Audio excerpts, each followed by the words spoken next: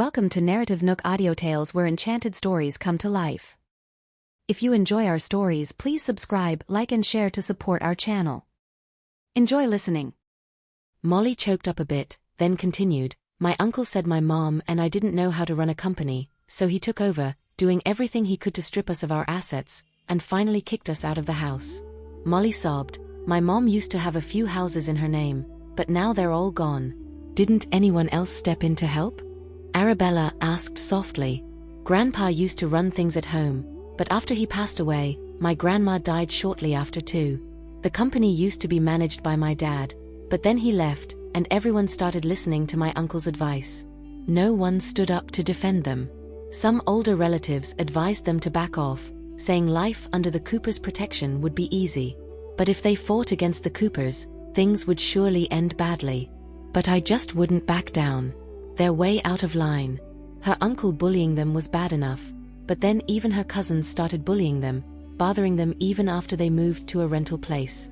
It was as if messing with them was some sort of fun game.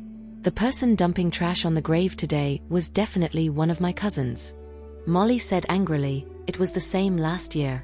She took a couple of bodyguards and kicked out all my dad's offerings, dumped trash on the grave, and said a lot of disrespectful words. My mom argued with her, and ended up getting hurt by her bodyguards. It was just horrible." Molly paused as if remembering something. "This happened around this time last year too, Miss Bennett. Can I make a call?" Arabella, guessing what was coming, looked up. "Of course." Molly quickly took out her phone, dialed her mom's number, but no one picked up. She was very nervous, with a bad premonition. Just then, Dean knocked on the door. "Miss Bennett, there's a lingerie company that's doing really well recently. They want us to help with production as their current line can't meet the demand. Plus, the price they're offering is pretty attractive. Their manager wants to meet you at Riverbank Cafe in an hour. Is that okay?" Molly tried calling again twice, still no answer. She was getting more anxious. "Miss Bennett, can I take a leave? I want to go see Lantern Mountain." Her dad's grave was at the top of Lantern Mountain. Riverbank Cafe was actually only a 10-minute drive from there. "That works out." Arabella glanced at Dean. "Go get the car ready." She'd been picked up by Romeo recently and didn't have her own car, but the company had 2 spare vehicles. After they left, someone picked up the design draft on the desk. On the way, Molly kept dialing her mom's number, but no one picked up. She was getting more and more anxious.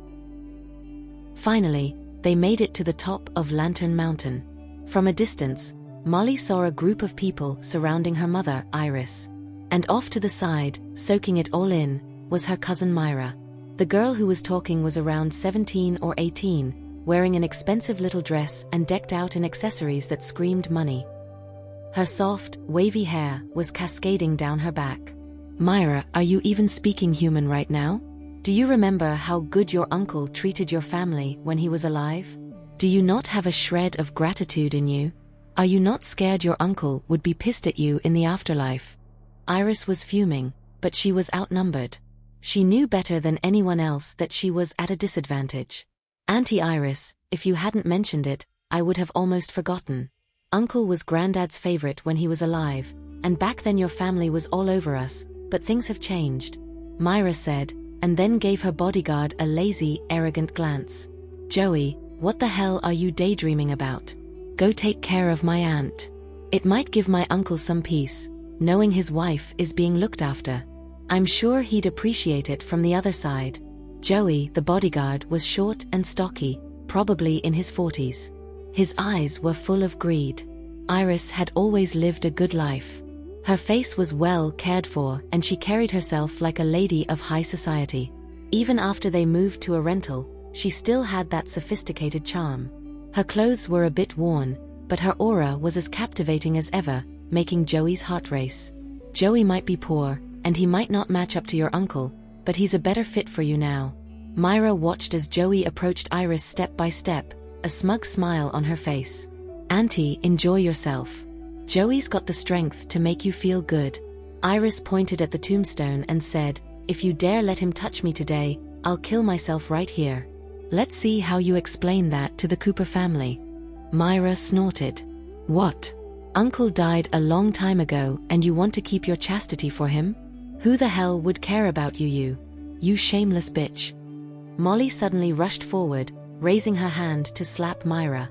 But she was stopped by a bodyguard, and then pushed to the ground. Molly fell and scraped her elbow, drawing blood. Molly, how did you get here? Iris asked urgently. Go away, don't worry about me. Molly glared at the arrogant girl in front of her. Who the hell do you think you are? Molly. Myra looked at her, a mix of anger and amusement on her face. You came at the perfect time. John, you've always had a thing for her, haven't you? Today, you and Joey can show them a good time. Molly was furious. Don't you dare lay a hand on us. And what if I do? Nobody's gonna come to your rescue. Myra raised an eyebrow triumphantly. Go ahead. Joey was the first to stride over, trying to rip the clothes off Iris. Iris screamed in terror. Let go of my mom. Molly tried to rescue her mother, but John grabbed her by the foot and dragged her towards the bushes. You bastard, let go of me. Suddenly, a slender hand grabbed John's arm. Before he could react, he was kicked into the bushes. Molly was shocked. It's Miss Bennet. Miss Bennet is here. Arabella helped Molly up with a poker face. You okay? Molly shook her head. Tears were coming out of her eyes. Fortunately, Miss Bennet is here. Elsewhere, Dean raised a stone aiming for Joey's back. Joey turned around and saw a gentleman in a suit who looked quite young. Myra came back to see the two people in front of her, but was a little surprised. Oh, you brought two assistants? In addition to Dean, who was thin and frail, there was a girl. A pretty girl. Myra eyed Arabella's features and said to her bodyguard, anyone fancy her? Feel free to get her. As for this guy, just beat him up. You must go. Molly was terrified. Leave us alone and get out of here. These people were crazy. They're capable of anything. Miss Bennet might be good, but she's no match for this crowd. She shielded Molly behind her and casually asked Myra, did you dump the trash this morning? So what if I did? Myra crossed her arms, not taking this girl seriously at all. I also ordered the paint to be dumped. What, you want to stand up for Molly? Don't worry about us. Molly tugged at Arabella's clothes, pleading in a low voice, you guys better go, they outnumber us. Smack. A crisp slap echoed in everyone's ears. Before anyone could react, another slap landed hard on Myra's face. Arabella was quick and ruthless. Within a split second, she'd left two clear handprints on Myra's cheeks. How dare you hit me? Myra couldn't believe it. Didn't Molly tell you who I am? Oh, she just said you're a bad person. Upon hearing this, even Dean couldn't help but chuckle.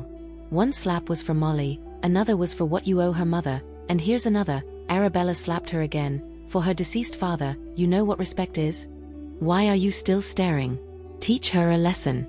As soon as Molly finished speaking, several bodyguards immediately surrounded Arabella. Molly had never seen anything like this and stood in front of Arabella terrified.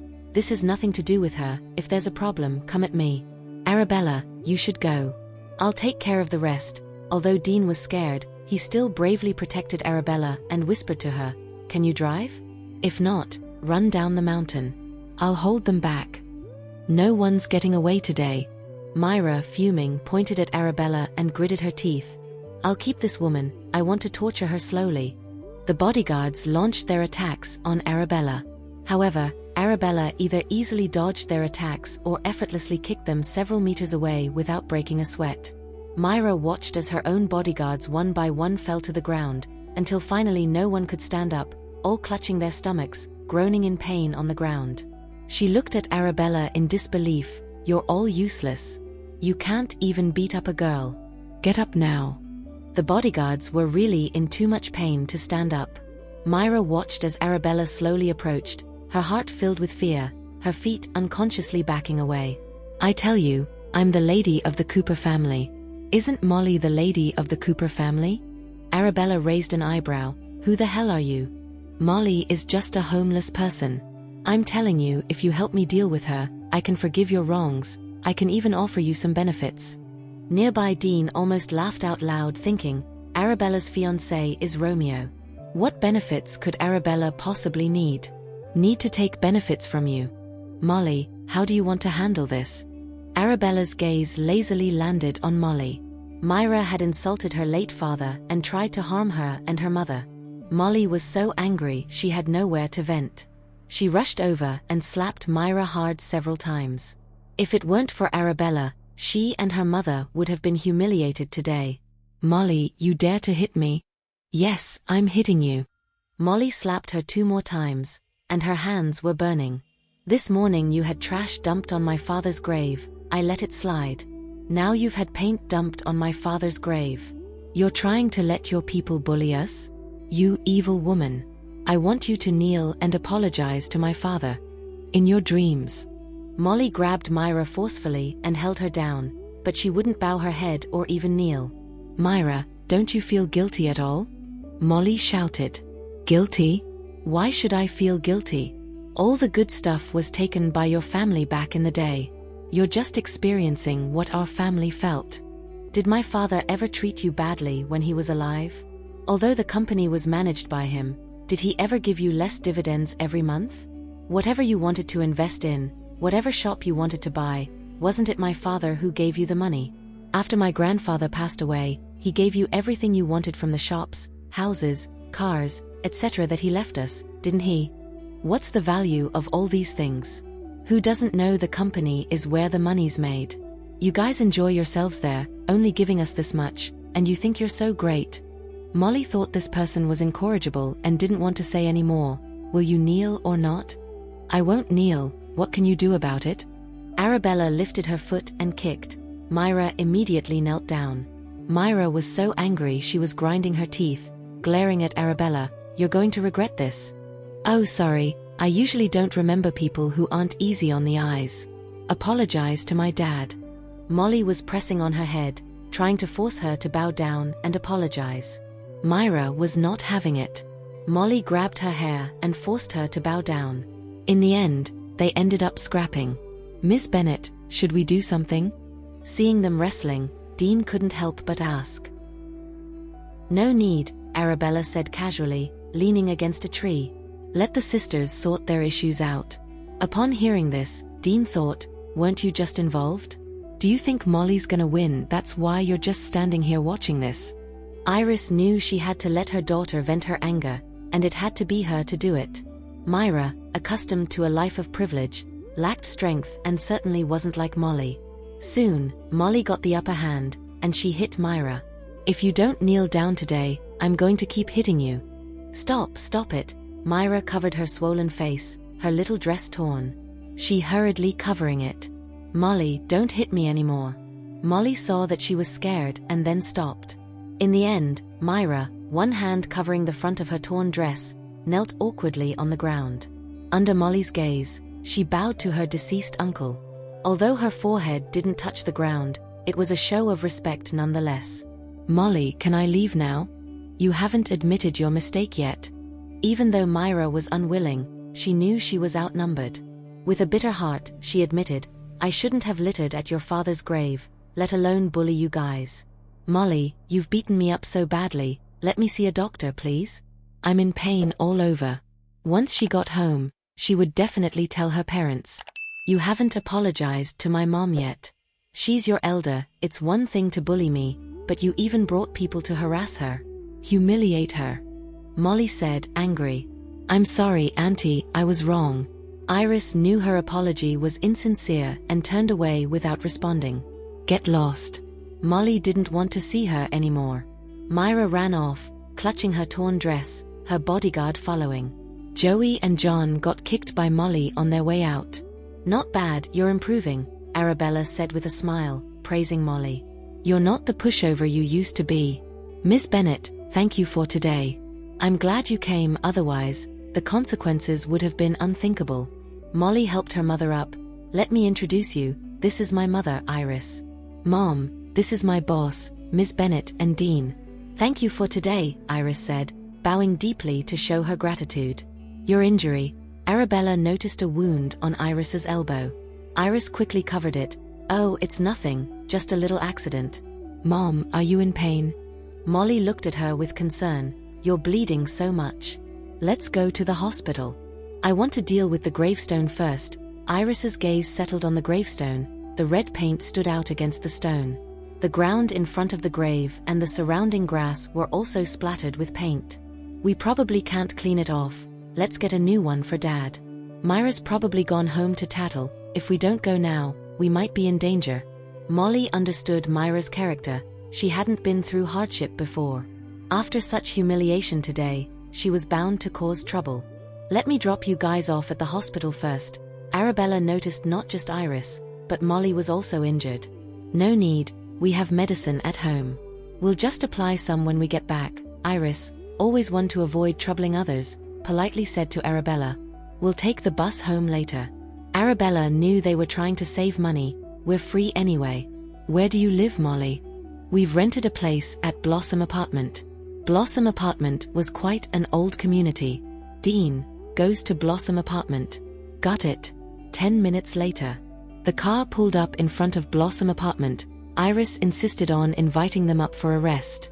Dean checked the time and nodded at Arabella, indicating they had time. "Our home is small, hope you don't mind," Iris said warmly, her uninjured hand linked with Arabella's. "You and Dean have been such a great help.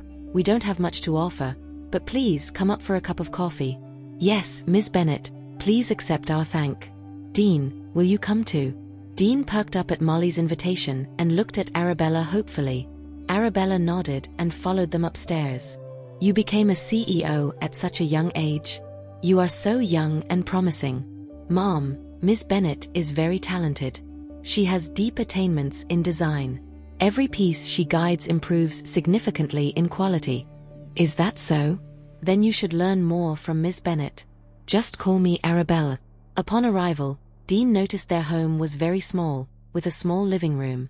There were 2 small rooms on the left, a bathroom in the middle, a small kitchen on the right, and a small dining table. Though small, the place was very clean and felt homely.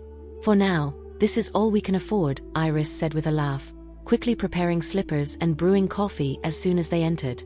"You shouldn't be doing this," Arabella asked Molly to fetch the first aid kit, prioritizing treating their wounds.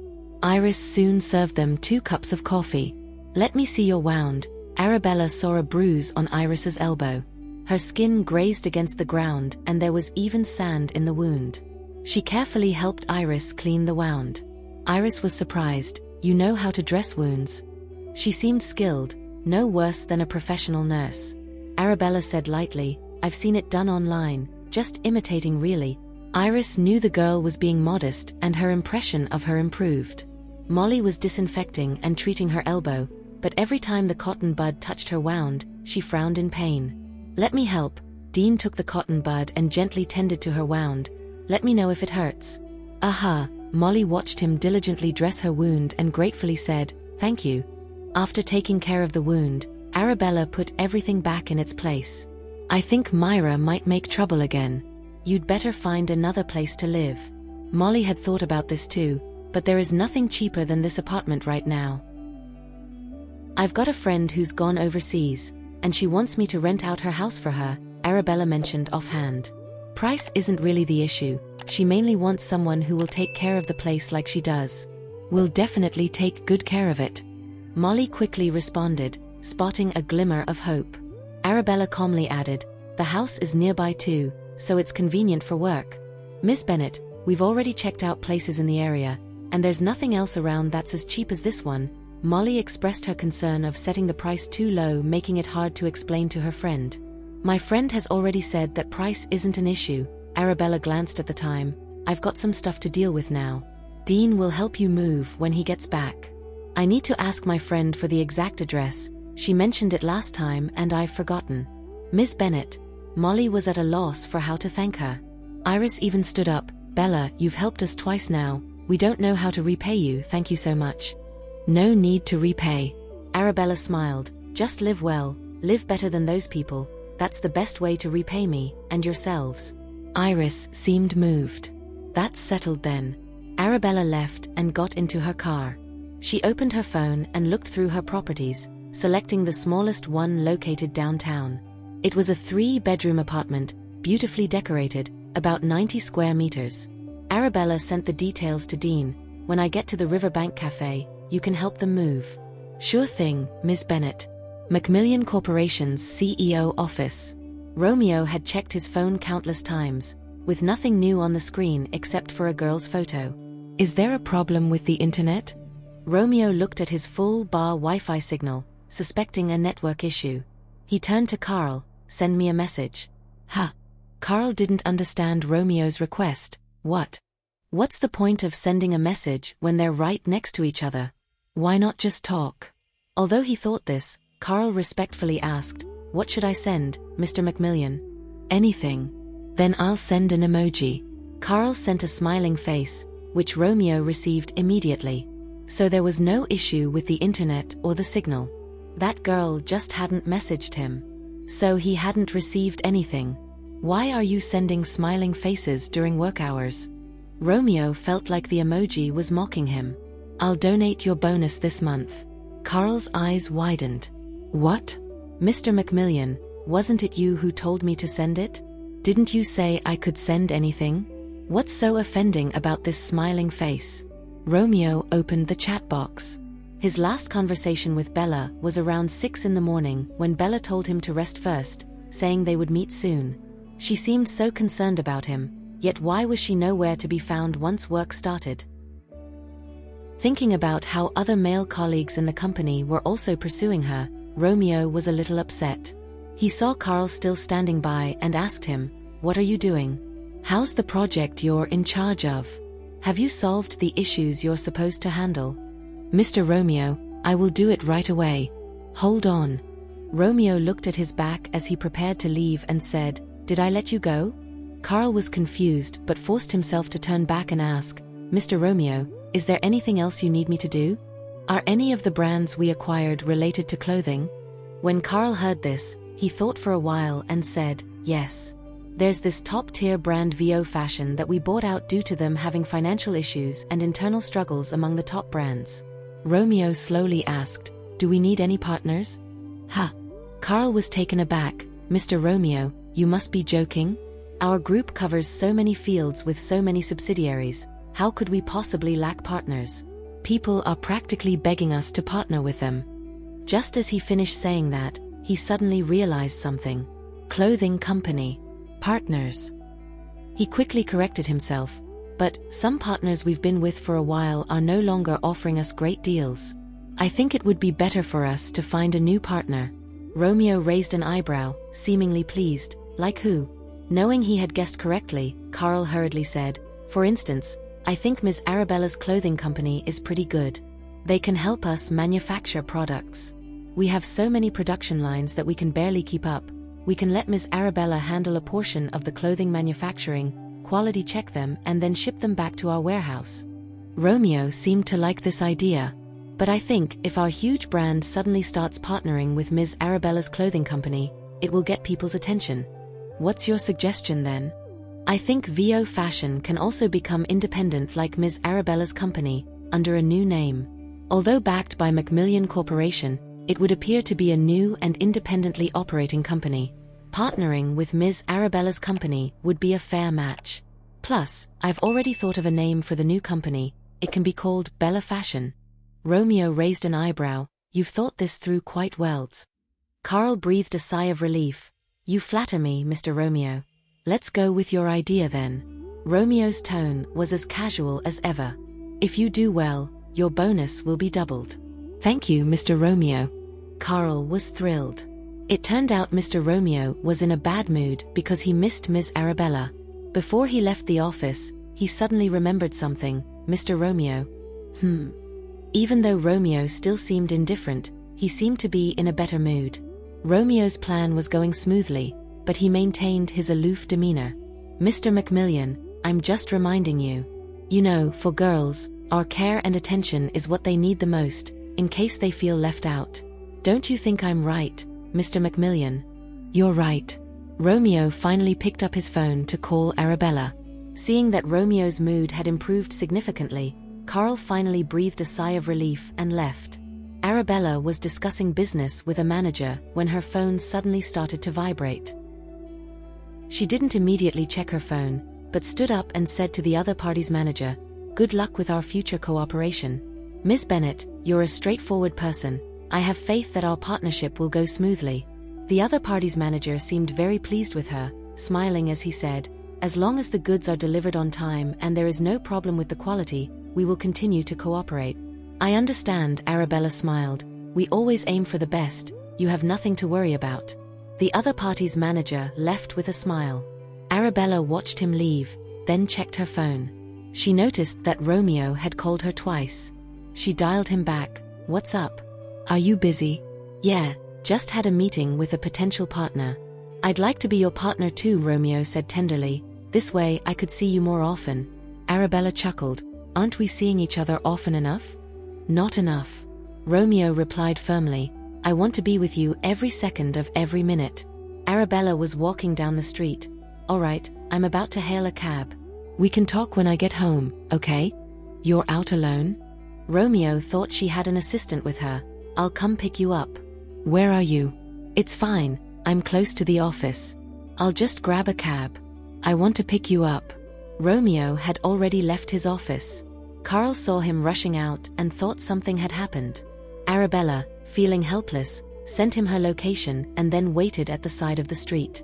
Aside from the coffee shop she had just left, the other shops on the street were all empty. Behind her was a piece of land overgrown with weeds, giving off a deserted vibe. She pulled out her phone to handle some personal matters. Not long after, 3 cars pulled up. She looked up and saw Myra, whom she had given a beating, getting out of the car with her brother, Harry, and a dozen henchmen. "It's her." Myra was originally going to settle scores with Molly and Iris, but she didn't expect to see Arabella on the way. "She slapped me first, and even kicked me," Myra complained to her brother.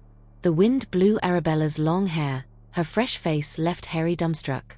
She was stunning. "Harry, stop zoning out. Get revenge for me." Myra's swollen face barely covered by one hand, she nudged Harry. Harry had seen many pretty girls, but Arabella's beauty was a first. He walked up to Arabella and asked, "Did you hit my sister?" Arabella raised an eyebrow, seemingly unbothered by them. These dozen or so thugs, plus Harry who was still a kid, were they underestimating her? "If you know your mistake, kneel down and bow to me 10 times. Myra, emboldened by her brother's support, arrogantly said to Arabella.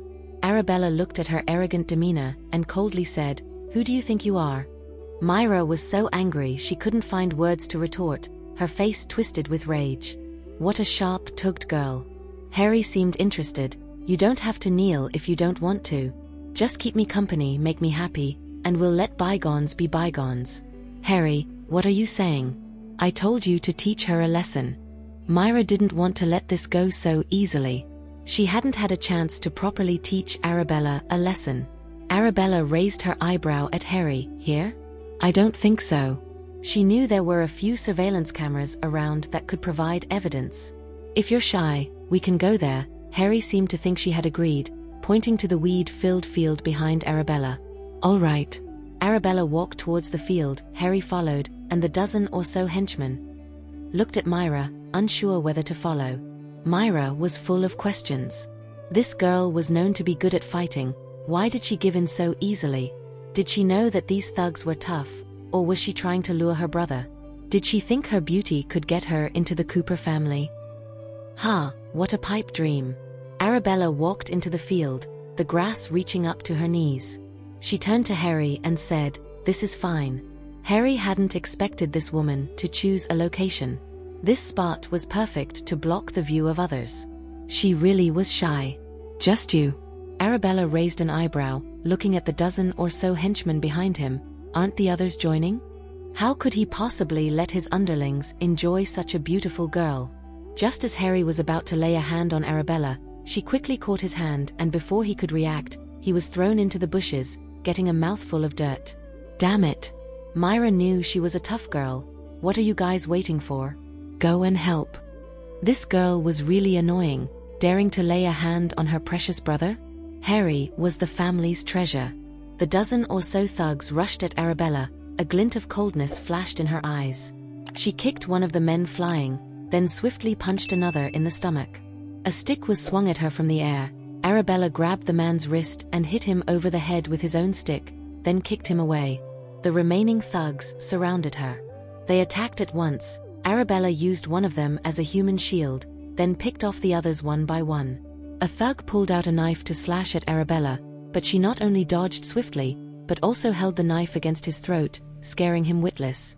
Myra watched in shock as Arabella took down each man, one after the other. The last man was trembling from head to toe, hands up in surrender. He even knocked himself out with his own stick and collapsed in the bushes. Arabella then turned to Myra. Myra was scared stiff, and now she was alone. "Harry, Harry." Myra called a few times, but her precious brother didn't emerge from the bushes. She was scared, unable to comprehend how there could be such a person in this world. She looked gentle, but she fought like a devil. How scary. Despite her brother still hiding in the bushes, Myra ran for the car, started it up, and took off. Arabella's gaze fell on the dozen people groaning in agony in the bushes, then shifted to the distant street. Romeo's car was on its way. "Be quiet." At her command, the dozen people clamped their mouths shut. No matter how much they hurt, they dare not make a sound. Harry was so scared his body was trembling. He had already sampled Arabella's violence.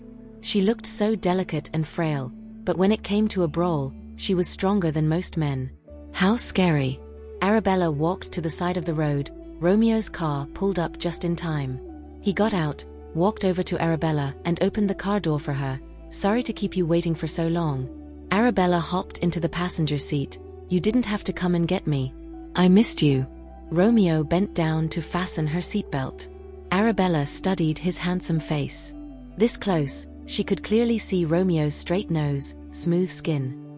"I'm not a kid." After fastening her seatbelt, Romeo looked up and doted on her. "No matter how old you are, you'll always be a kid to me. I'll always spoil you." Arabella's cheeks grew warm. As Romeo was about to close the passenger door and get into the driver's seat, he noticed two empty cars nearby with their doors still open. He looked around but didn't see anyone else, so he didn't pay much mind. Once inside the car, he turned to Arabella. "What were you negotiating just now?" "Outsourcing." Arabella glanced at the rear-view mirror. Not one of the group had crawled out from the bushes, probably because she hit them too hard, they couldn't get up yet. "In a few days, you can do some outsourcing for me too." Arabella thought. "What?" "I have a new company that won't draw attention." As Romeo drove, he asked, "Are you hungry? I'll take you to grab a bite first." Arabella checked the time. It was almost noon, so she agreed. Once in the restaurant's private room, Romeo took Arabella's hand only to find it damp. He looked down and saw that her right hand was injured, with 2 bloody scratches. "You got injured? When did you get injured?" Romeo hadn't looked carefully when he took her hand. He must have touched her wound.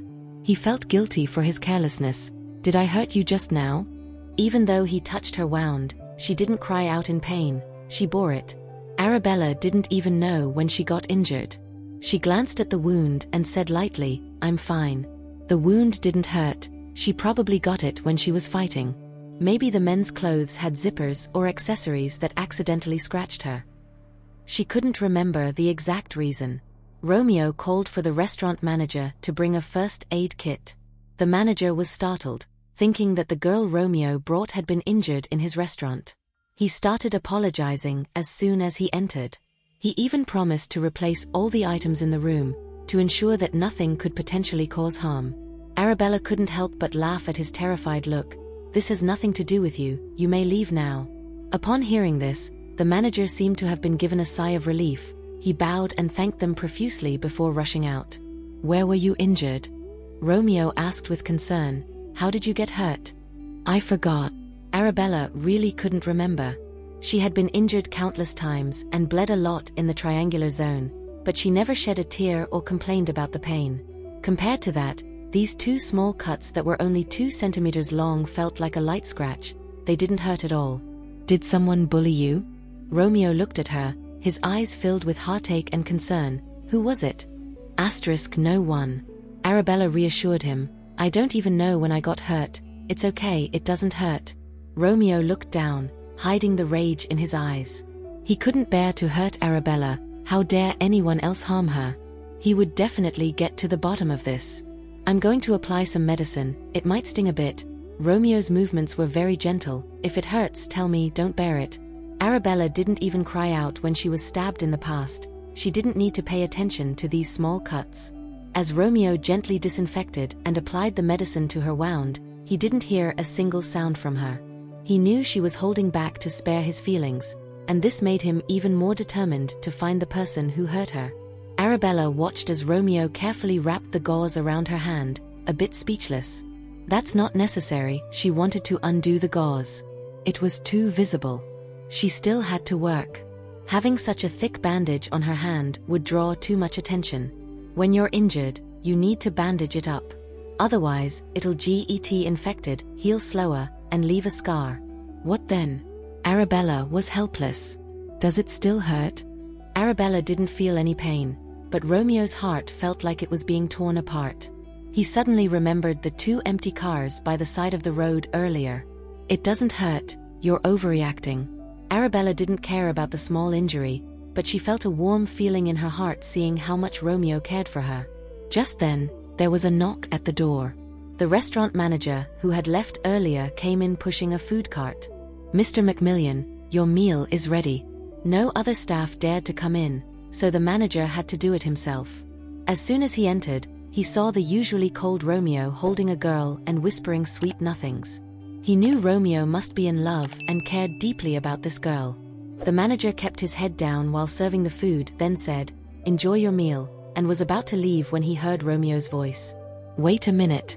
The restaurant manager was all in a flutter, thinking, Mr. McMillian isn't gonna hold me responsible, is he?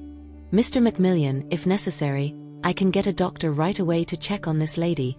Take the first aid kit away. What? The manager was dumbstruck. That's all he wanted. What are you waiting for? Right, I'll take the first aid kit away. The manager hastily picked up the first aid kit and bolted with the food cart. He thought Romeo would lose his temper, but surprisingly, Romeo wasn't as bad-tempered as the rumors suggested. On the other hand, when Molly and Iris arrived at Sunshine Apartment, they were stunned. Was it for only $350 to stay in such a luxurious neighborhood? As if they were standing in the clouds, they followed Dean to the 10th floor, and after entering the password to open the door, they were shocked by the environment inside. The house was lavishly decorated. A house as clean as if no one ever lived in it could cost only $350. Did Miss Bennet get it wrong? Molly couldn't believe her eyes. Dean, are you sure about the price? Yup, that's the price. Dean chuckled, dropping the luggage. I'll leave you alone then. Molly and Iris exchanged a glance, too shocked to react. After Romeo dropped Arabella back at her office, he immediately asked Carl to investigate her injury. Soon enough, Carl sent him a video. The video was taken by a roadside security camera. 3 cars parked in front of Arabella. A man and a woman got out of the car and surrounded her, followed by a dozen strong men. Soon, they left the camera's range, heading towards a nearby wasteland. A few minutes later, Arabella appeared alone in the footage, getting into Romeo's car. Whatever had happened, with so many people bullying her alone, Romeo's expression darkened. Find them. I want to question them personally. Some time later, the group of men were brought to the wasteland. They looked up to see a man, tall and elegant, with 8 bodyguards standing behind him. They had no idea what was going on, and asked the man, "Sir, can we ask who you're with?" "We're with the Cooper family." "Why did you bring us here?" "Do we know each other?" Rubbing their sore bodies, they all looked puzzled. "I'm here to avenge my girl," Romeo said coldly, his gaze icy. "Do you remember that?"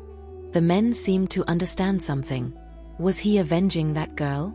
When they thought of that terrifying girl, they couldn't help but shudder. "You're all grown men, bullying a little girl?" Romeo's eyes flashed with authority, like a king in the darkness. "So many of you ganging up on one person? Bullying a woman? Sir, we can talk this out. That girl beat us up real bad. We're the ones who got bullied. Look at our wounds. Yeah, that girl is too strong. We're no match for her. She must have been boxing since she was little." "No, I've been boxing since I was little, but I'm not as strong as her. She's a demon." "A demon?" Romeo's voice was low and filled with a hint of anger. "No, sir, we mean, she's very strong. Take them away." Romeo's voice was cold, Let them think about what they've done. Sir, you need to believe us. We were the ones who got beat up. We didn't touch her. A dozen men were beaten up again by Romeo's bodyguards. They were in so much pain they could hardly stand. They complained in pain, "This is so unfair." Romeo's eyes narrowed. He asked sternly, "I'll ask you again, who touched her?" One of the men was close to tears. He whimpered, "You're overestimating us. We couldn't even get close to her if we tried." Another man also whined, "We didn't even touch her hair, and she beat us up like this. Look, even lost a tooth." Romeo's eyes were cold. Then how did she get the injuries on her hand? She got injured? A dozen men were all stunned. They clearly didn't touch her. Even if she got hurt, it's definitely lighter than what they got. Do you think she didn't have enough fun beating us up, so she went to find others and ended up getting hurt elsewhere? We definitely don't have that capacity. Even if all my dead ancestors came back to life, armed with the power of hell, they still couldn't take her down. The guys were all so flustered. That violent girl bullied them and then called her boyfriend to bash them up. That's way too much. What about the two bosses? Romeo asked Carl next to him, sounding quite indifferent. Before Carl could reply, one of the guys said, "Myra got scared shitless, had a car accident on her way home, and is in the hospital fighting for her life." Another guy chimed in, "Harry's in surgery. The doctor said if he came in any later, he'd be a goner." That's serious? His girl seemed gentle and cute, not the fighting type. These guys must be framing her. Carl approached Romeo and whispered, "Mr. Macmillan, when I found them, they were already seriously injured." It must have been Arabella. Arabella looked so gentle. How could she have the strength to beat these guys up like this?